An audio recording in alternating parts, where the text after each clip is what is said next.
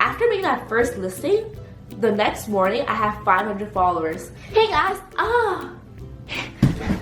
hey guys, let's try this for real. Hey guys, it's me, Cindy.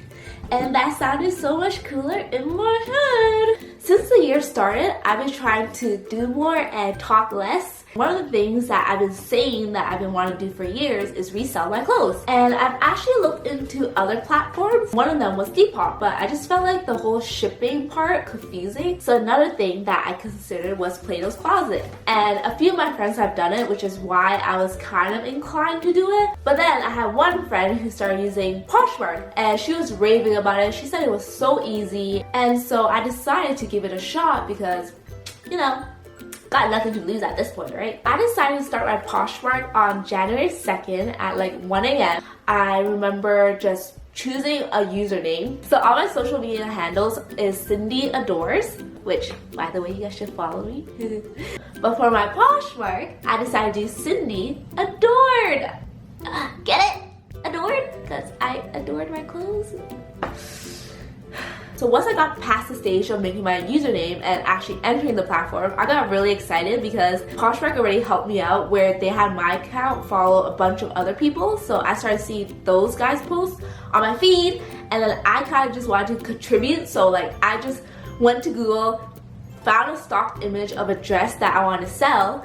So fast forward to a month later, I was able to make 10 sales, and now I want to pay it forward and help those of you who are in the position that I was when I was thinking about reselling my clothes. So the first tip I've got is to take clear and well-lit photos. I just use like my dinky iPhone 6s, and it really does the job. All you have to do is make sure you use the square mode, because I find that it saves me a lot of time from cropping after. And I always make sure to shoot my photos at noon, because that's when the sun is the highest in the sky and I feel like there are lesser shadows on my wall. And I always make sure to shoot 3 different angles of the same item just so people can get a better idea of what the item looks like. It's like peace sign.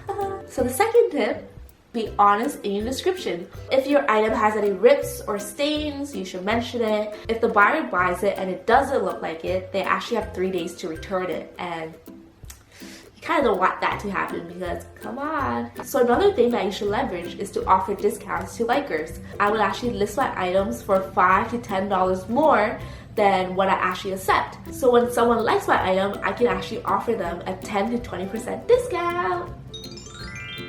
So it's also important to know that buyers actually have to pay a $13 flat rate shipping in Canada, and that Poshmark also takes like a small cut depending on how much you price your item. And I find that I usually price my items 50 to 70% lower than what the retail price is. And the next tip I have is to share items from other people's closets. So the more items that you share from their closet, the more likely they will share items from your closet with their followers. The next tip I have is super easy, which is just to follow as many people as you can.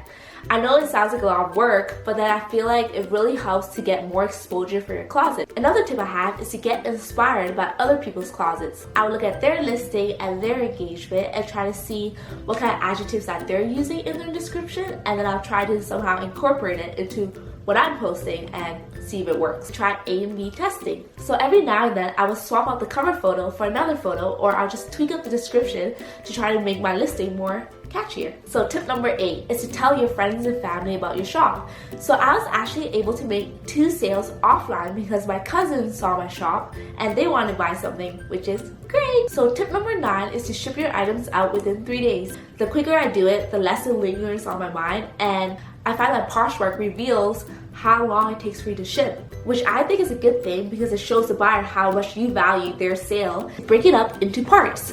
So this is actually a tip that my friend Maddie gave me when I told her that I was considering of starting on Poshmark.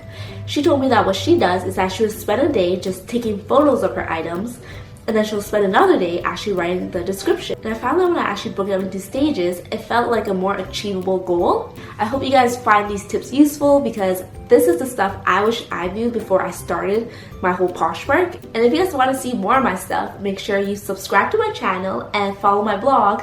And I hope to see you guys soon.